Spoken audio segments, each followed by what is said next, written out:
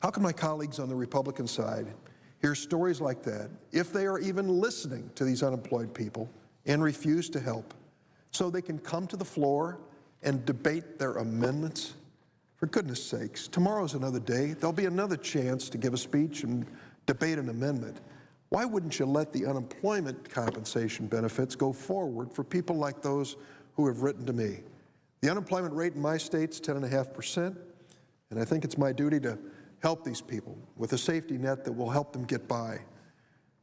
While there are just 1 out of 6 applicants for every available job, and while they struggle to keep food on the table and a roof over their heads, we ought to be doing our part in the Senate. Apparently, yesterday, when we voted to go to the unemployment benefits, 13 Republican senators voted no against moving to the extension of unemployment benefits.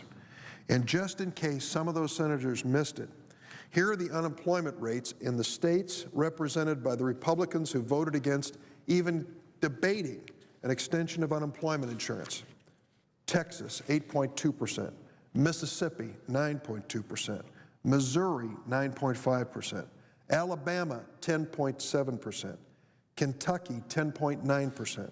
South Carolina, 11.6%. I don't understand it. How could you represent a state with over 10% unemployment and vote against unemployment benefits for the people there who are searching for jobs? That, to me, does not represent family values. It doesn't represent what this Senate ought to be about, and for goodness sakes, it doesn't represent the kind of bipartisanship that was always behind voting for unemployment benefits.